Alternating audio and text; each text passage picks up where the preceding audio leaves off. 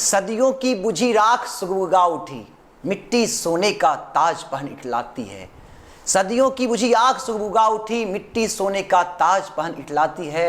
दो राह समय के रथ का घर घर ना सुनो, दो राह समय के रथ का घर घर ना सुनो।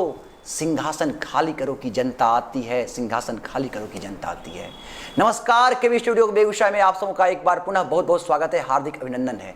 मैं गौरव कुमार पाठक, हमारे खास कार्यक्रम कहता बेगूसराय बढ़ता बेगूसराय में आज आप सबों के बीच एक ऐसे युवा नेता से मिलवाने जा रहा हूं जो बेगूसराय की धरती से निकलकर प्रदेश राजनीति में नया नाम बनाए हैं और कीर्तिमान बनाए हुए जा रहे हैं। तो आइए मिलते हैं आम आदमी पार्टी के प्रदेश युवा सचिव अमरजीत यादव जी से। और नमस्कार, केवी स्टूडियो में आपका बहुत बहुत स्वागत है।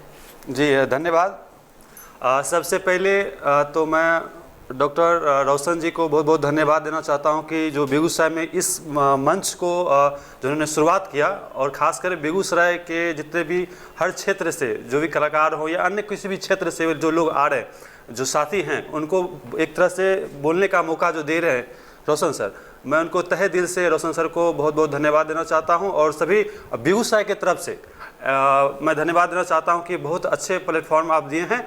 और मेरे ख्याल से जितने भी युवा हैं आपके मन से उभरेंगे और आपको काफ़ी ज़्यादा आपको प्यार दुलार देने का काम करेंगे। फिर से मैं रोशन सर को तहे दिल से धन्यवाद देना चाहता हूं कि इस मंच पे मुझे बुलाने का काम किए और मुझे बोलने का और मेरे बारे में लोगों को जानने का जो है एक मंच दिए।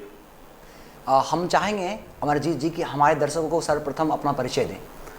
मेरा नाम अमरजीत कुमार यादव है और मैं बरौनी पिपरा देवस पंचायत के रहने वाला हूँ। और मेरा जन्म सिमरिया में हुआ। सिमरिया बड़ियाही एक गांव, छोटा सा गांव है, उस गांव में मेरा जन्म हुआ।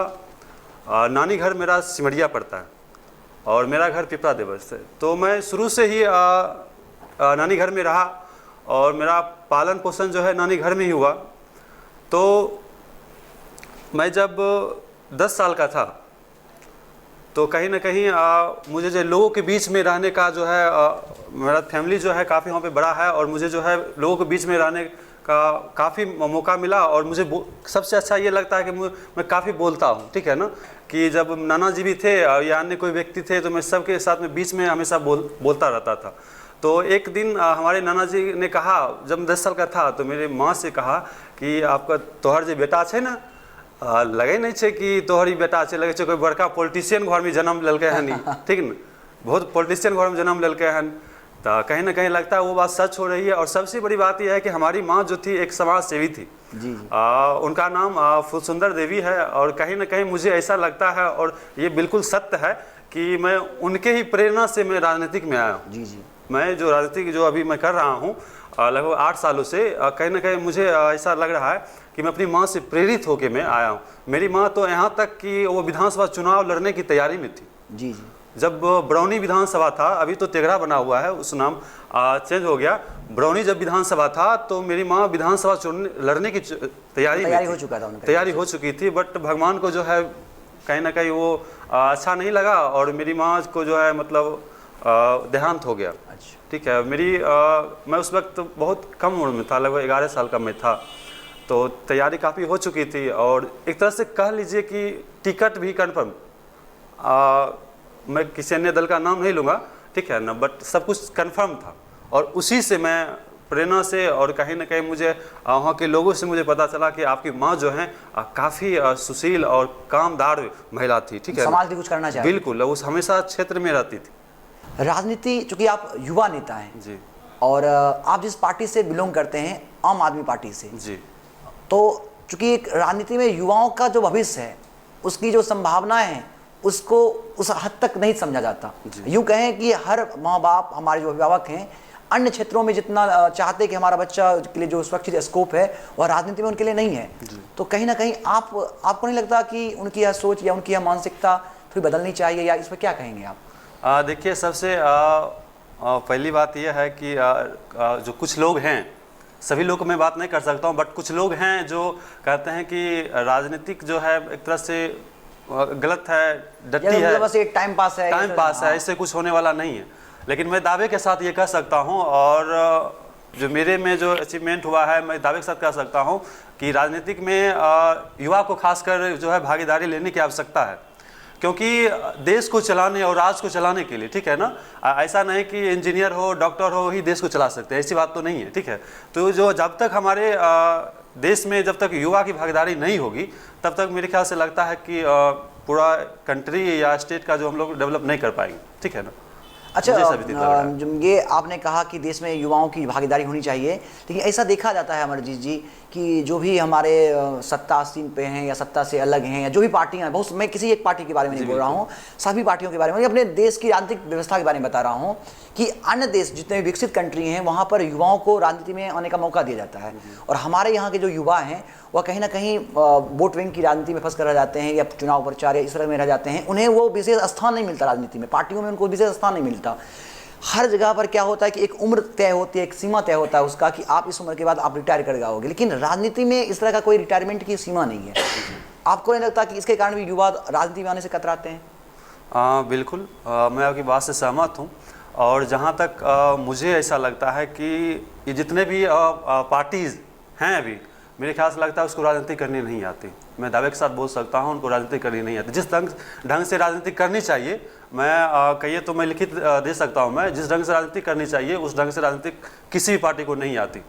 और अगर पार्टी किसी से राजनीति अगर सीखनी हो, राजनीति कैसे की जाती है, तो मुझसे सीखे, और हमारे माननीय जो दिल्ली के मुख्यमंत्री हैं श्री अरविंद केजरीवाल जी, उनसे सीखे राजनीति कैसे की जाती है, कैसे हम काम करते हैं। देखिए, राजनीतिक में आने का मतलब ये है कि मैं जनता के लिए कैसे काम कर सकूँ, ये नहीं हवाबाजी और मैं जो स्पीच देने से कुछ नहीं है। हवाबाजी कर सकते हैं, स्पीच दे सकते, उससे कुछ होने वाला नहीं, ठीक है।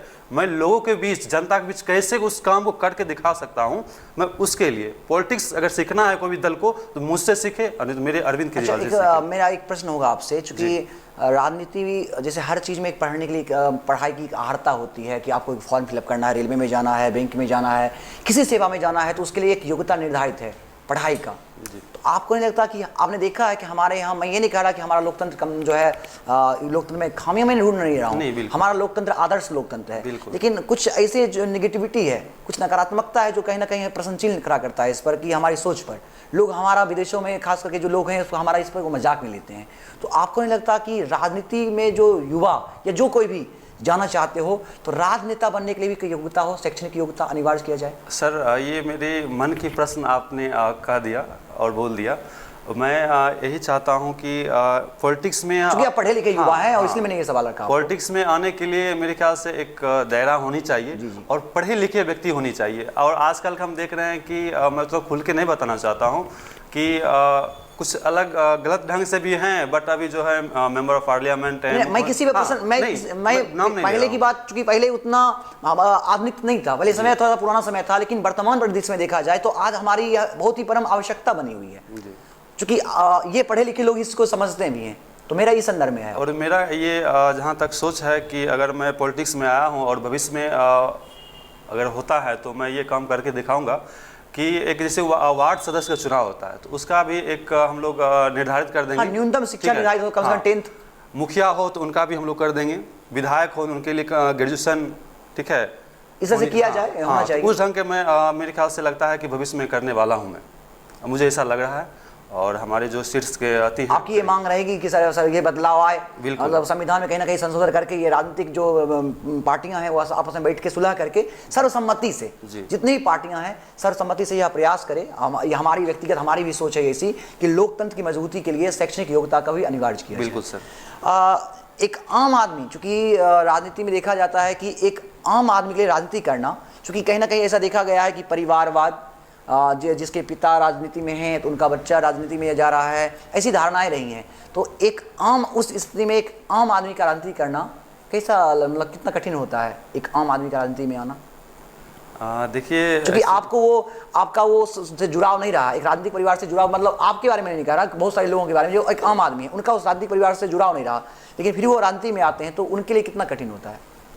देखिए, पहली तो परिवारवाद जो है, ठीक है ना, ये तो झकझोर कर रख, जो भारत की जो राजनीतिक है उसको झकझोर के रख चुकी है। कोई भी पार्टी ऐसे अछूती नहीं है, नहीं, कोई पार्टियां, सभी पार्टियां नहीं, लेकिन अभी नई पार्टियां, मतलब जो शुरू की पार्टियों को देखा है, परिवारवाद कहीं ना कहीं लोकतंत्र के लिए खतरा है। बिल्कुल बिल्कुल खतरा है, ठीक है ना।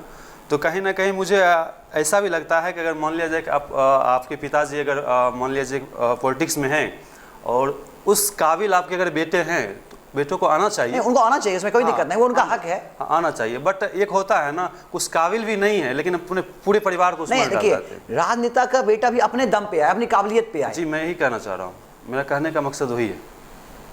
अच्छा, आम आदमी पार्टी के लिए जो चुनौतियां हैं राजनीति में वो क्या है? एक्चुअली देखिए, अगर मैं शुरू से अगर बताना चाहूँ तो काफ़ी नहीं, कम शब्दों में ही हमारे दर्शकों को। तो सबसे पहली बात है कि आम आदमी पार्टी जो है, हमारे सामने सबसे बड़ी चुनौती यह है कि हम लोग हमारी जो पार्टी है, हम लोग काम करने पर विश्वास रखते हैं। और आपने जाना और देखा भी कि जिस ढंग से दिल्ली में कार्य कर रही है आम आदमी पार्टी जो है, जिस ढंग से दिल्ली में कार्य कर रही, या एजुकेशन पे हो या हेल्थ पे हो या वाटर पे हो या जो बिजली पे कोई भी हो कार्य हो, ठीक है ना, तो वो जो काम कर रही है, हम सबसे बढ़िया हम लोग काम पे विश्वास रखते हैं। चुनौती जिस पार्टी में मैं हूँ, चुनौती मेरे ख्याल से लगता है कुछ नहीं है। अगर आप समाज में जाके, ठीक है ना, और आप समाज की बात करते हैं और जनता की बात करते हैं, उनकी कामों की बात करते हैं, तो मेरे ख्याल से लगता है चुनौती राजनीतिक में नहीं है। और आपको जनता जो है मेरे ख्याल से तरह से उठाने का काम करेगी। अगर आप काम की बात करते हैं, मैंने चुनौती की इस संदर्भ में कहा कि दिल्ली में आपकी सरकार है, लगातार 2 बार आप मुख्यमंत्री बने हैं अरविंद केजरीवाल जी, तीसरी बार बनी है। और ये तीसरी एक बार तो आपका वो सरकार 50 दिन की सरकार थी। हाँ, कहने का था इस संदर्भ में कि कुछ दिनों के लिए खत्म हो गया था। हाँ, ये तीसरी बार मुख्यमंत्री बने, मैं अपने शब्दों को वापस लेता हूँ, लेकिन वो कुछ दिनों के लिए भी। लेकिन मुख्य रूप से जो जनता ने उन्हें एक तरह से पूरा जो शक्ति दिया, पावर दिया, पुनः इस बार जो उन्होंने, मतलब कि एक ऐसा कहा जाता है कि एक माहौल बना हुआ था देश में कि, लेकिन उन्होंने विपक्ष 70 में उन्होंने 67 सीटें जीती, अपने आप में बहुत बड़ी बात होती है। तो उन्होंने एक विकास का एक एजेंडा उन्होंने जो दिया, वो आपकी जो पार्टी है एक तरह से उनका जो भी रहा हो। तो दूसरे अन्य जगहों पर, जैसे बिहार के संदर्भ में, चूंकि बिहार विधानसभा का चुनाव नजदीक है, तो बिहार के संदर्भ में जो मैंने कहा आम आदमी पार्टी की क्या संभावनाएं हैं, चूंकि आप यहाँ बिहार के लिए नए हैं, तो बिहार के संदर्भ में आप बताएं कि बिहार विधानसभा को लेकर आपकी पार्टी की क्या रणनीति है? देखिए, एकदम साफ शब्दों में मेरा कहना है कि बिहार में जिस ढंग से जातिवाद चल रही है, ठीक है ना, मुझे जातिवाद, परिवारवाद, इससे मुझे कोई लेना देना नहीं। जिस ढंग से मैंने दिल्ली में काम करके दिखाया और मैं काम कर रहा हूँ, चाहे वो बिजली पे हो, और सबसे बड़ी समस्या बिहार की बिजली भी है, शिक्षा पे हो, सबसे बड़ी समस्या बिहार की है, स्वास्थ्य पे हो, उसके बाद सबसे बड़ी बात है कि स्टूडेंट जो है, दिल्ली में मैंने क्या किया कि महिलाएं भी, जितने भी महिलाएं हैं या स्टूडेंट भी हैं, सबके लिए मैं बस फ्री कर रखा हूँ, दिल्ली की बात कर रहा हूँ। और 300 बिजली जो है यूनिट दिल्ली में फ्री है, और जैसे 300 से अगर ज़्यादा यूनिट अगर बिजली खत्म होती है तो उसका आधा बिल जो है आपको देनी पड़ेगी। तो मेरे ख्याल से लगता है कि आधा दिल्ली का जो है रुपया जो है बच जाती है, ठीक है। तो मैं जो दिल्ली में मैंने करके दिखाया है, जो शिक्षा हो, स्वास्थ्य हो, बिजली हो, या आपकी पार्टी ने जो ये काम किया है, हाँ, होम डिलीवरी राशन हो, कुछ दिन पहले मैंने होम डिलीवरी राशन भी गाँव पर करने का काम किया। होम डिलीवरी राशन का ये है कि जैसे मान लीजिए कि आपको राशन आपको मिलती है, ठीक है ना, कार्ड पे, तो आपको जो है वहाँ पे जाने की आवश्यकता नहीं होगी। आपको क्या किया जाएगा, सभी कुछ आपको पैक कर दिया, जैसे कि चावल हो, आपको घर तक आपको वो सब घर तक आपको प्रोवाइड कर दीजिएगा, बिल्कुल। अच्छा, तो इस तरह की प्लानिंग आप और बिहार... एक चीज़ और मैं कहना चाहूँगा, ये सब सारी सुविधाएं जो मैं यहाँ बिहार के जनता हैं, मैं सबको बता रहा हूँ, और जो दिल्ली में जो मैं काम किया हूँ उनको बता रहा हूँ। तो कहीं ना कहीं जो जनता को लगती है कि इस काम जो दिल्ली में किया है वो बिहार में भी करेगी, और मुझे जो लगता है कि तरह पे उठाने का काम करेगी, ठीक है ना। और इसी बात को मैं, और एक सबसे बड़ी बात यह है कि अगर मैं सरकारी जॉब अगर मैं नहीं दे पाता हूँ, मैंने ये भी अगर क्षेत्र में जाता हूँ तो मैं ये बोलता हूँ कि अगर सरकारी जॉब नहीं मिल पाती है तो मैं यहाँ पे कारखाना खोल के प्राइवेट जॉब जरूर दे दूंगा मैं। यानी कहने का कि आपकी पार्टी का यह घोषणा होता है कि हर व्यक्ति को रोजगार मिले, उनको राशन मिले, और उनको जीवन की जो मूलभूत आवश्यकताएं हैं उसकी उपलब्ध कराया जाए। सर, एक एग्जाम्पल मैं देता हूँ। बिहार में जो है वृद्धा पेंशन कितना है, वृद्धा पेंशन, विकलांगता पेंशन या विधवा पेंशन कितना है, आप सब मुझे बताने का, मैं जान रहा हूँ आप ये 400-500 के आसपास, 400-500। और दिल्ली में सर, और मेरी पार्टी जो है दिल्ली में एक व्यक्ति को 2500 रुपये देने का काम कर रही है। अगर एक घर में 2 बुजुर्ग हैं तो 25-25-5, मतलब एक घर में 5000 का मंथली आ रहा है, ठीक है। तो कहीं ना कहीं लगता है कि बिहार में सख्त आवश्यक है। अच्छा, आपने ये सारी बातें बताई, निश्चित रूप से जनता को ये सारी सुविधाएं मिलनी चाहिए, और निश्चित रूप से जो भी पार्टी हो, हम भी चाहते हैं, हम सभी चाहते हैं कि जो भी पार्टी हो जनता के हित में हो, जनता की सारी आवश्यकताओं को पूरा करने वाला हो और उसी की सरकार बने, चाहे वो पार्टी कोई भी हो। अच्छा, चूँकि हम लोग बेगूसराय की कहता बेगूसराय बढ़ता बेगूसराय की इस मुहिम में है, एक साथ अपने विचार संदर्भ जो है संवाद कर रहे हैं। बेगूसराय की राजनीति में आम आदमी को आप कहाँ देखते हैं, या बेगूसराय की राजनीति के संदर्भ में आपके क्या विचार हैं?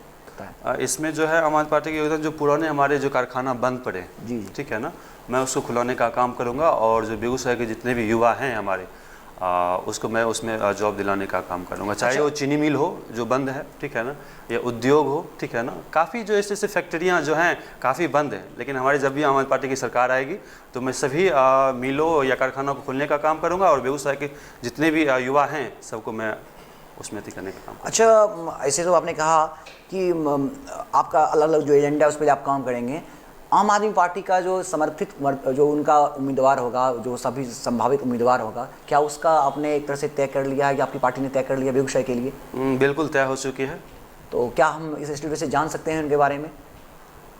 एक्चुअली मैं 2-3 ऐसे इंसान और ऐसे शख्सियत अभी फाइनल नहीं हुआ है? फाइनल हो चुका है, एक तरह से कह सकते हैं फाइनल हो चुका है। बस एक होता है ना कि एक पार्टी का जो प्रक्रिया होता है, ठीक है, बट जैसे हमारे बेगूसराय तय हो चुका है और बहुत जल्द इसका जो है नाम घोषणा और आपने देखा भी है। और जैसे बेगूसराय से डॉक्टर मीरा सिंह जी वो चुनाव के मैदान में है और ये शाहपुर कमाल से ये सभी बेगूसराय के 7 विधानसभा पे आपकी पार्टी चुनाव लड़ रही है? जी, पूरे बेगूसराय में 7 विधानसभा चुनाव लड़ रही है और पूरे बिहार में मैं लड़ रहा हूँ, बिहार के 243 सीट पे। एक्चुअली मैं इसलिए बिहार के बार बार बात कर रहा हूँ और बेगूसराय के तो मैं रहने वाला ही हूँ, ठीक है। बार बार बिहार की बात मैं इसलिए कर रहा हूँ कि मैं आम आदमी पार्टी का युवा मोर्चा का प्रदेश सचिव हूँ, इसलिए मैं बार बार पूरे बिहार की बात कर रहा हूँ, क्योंकि मैं बिहार में रहता हूँ, इसलिए पूरे बिहार की बात करता हूँ मैं। अच्छा, ऐसी एक मतलब लोगों का एक धारणा है कि नेता जो है सिर्फ चुनाव के समय दिखते हैं। अच्छा। और चुनाव के बाद तो फिर उनको ढूंढना पड़ता है, कई मतलब यह एक आम धारणा बन गई है। और चूंकि आप आम आदमी पार्टी के उभरते हुए युवा नेता हैं, क्या कहना चाहेंगे लोगों की यह धारणा जो है, इस पर आपकी क्या राय है? देखिए, एक्चुअली मैं तो 100% किसी को सेटिस्फाई तो नहीं कर सकता हूं, फिर भी जब से मैं राजनीतिक में जुड़ा हूं, 26 नवंबर 2012 को मैं पार्टी में जुड़ा, आम आदमी पार्टी में जुड़ा, और तभी से मैं अपने क्षेत्रों में ही रहा।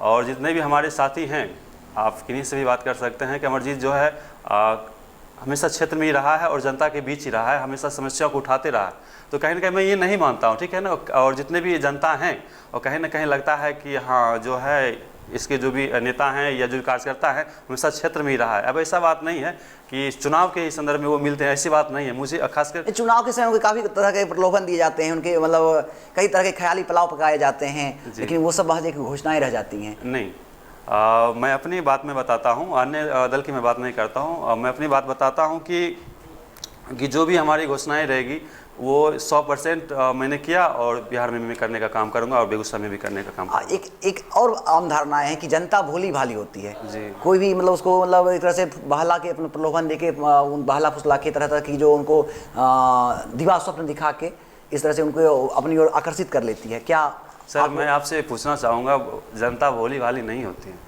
लेकिन लोग ऐसा कहने को तो कुछ भी हम लोग कह सकते हैं और सुनने को तो बहुत कुछ सुन सकते हैं, बट ऐसी कोई बात नहीं है। जनता बहुत समझदार है। अगर मैं चुनाव में अगर खड़ा होता हूं सर, तो मुझे जो है जनता जो भी है वो सोच समझ के और जानबूझ के नहीं कुछ करती है, एकदम सोच समझ के मुझे बैठाने का काम करेगा, वोट देने का। जनता एकदम भोली वाली नहीं है, एकदम अच्छी हैं और समझदार हैं वो। केबी स्टूडियो जो मई से ही ठीक है लगातार एक ऐसा मंच यहाँ पर बेगूसराय में एक नया एक तरह से ना कि नई चेतना लेकर आया है। डॉक्टर रोशन सर ने जो एक मंच दिया है हर क्षेत्र में, चाहे वो राजनीति हो, चिकित्सा हो, साहित्य हो, खेल हो, विविध विधाओं में जिन्होंने समाज के लिए कुछ करना चाहा है या वो समाज के लिए कुछ कर रहे हैं, जिससे हमारा बेगूसराय सच में स्वर्णिम जो उनका अपना इतिहास रहा उसको पुनः जिंदा कर रहा है और हमारा बेगूसराय समृद्धि की ओर बढ़ रहा है। तो इस संदर्भ में आप क्या कहना चाहेंगे?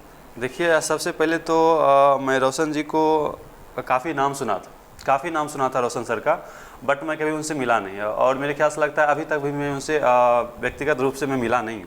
बट जिस ढंग से स्टूडियो जब से ये ओपन हुई है तब से मैं देख रहा हूँ कि एक युवाओं को जो है अपनी बात को रखने का मौका दे रहे हैं और उनकी जो जिस क्षेत्र में है, जिस कला में है वो, ठीक है, उनको निखरने का काम वो रोशन सर के माध्यम से जो है बेगूसराय में बढ़ती जा रही है। और जिस ढंग मुझे ऐसा लगता है कि ये जो है काफ़ी रोशन सर को बहुत आगे बढ़ाने का काम करे। शख्सियत हैं ही रोशन सर, बट रोशन सर के एक बहुत बड़ा क्या बोलते हैं, आने वाले समय में बहुत बड़ा शख्सियत बनने जा रही है पूरे बिहार में, मैं ये दावे के साथ कह सकता हूँ। बहुत बहुत धन्यवाद सर आपका कि अपने व्यस्तम समय से समय निकाल कर हमारे स्टूडियो के लिए दिया और अपने विचार से हम सबको अवगत कराया। बहुत बहुत आभार आपका। धन्यवाद। नमस्कार, मैं अमरजीत कुमार यादव पूरे बेगूसराय के गोड़ छू के गोड़ लागै छियो।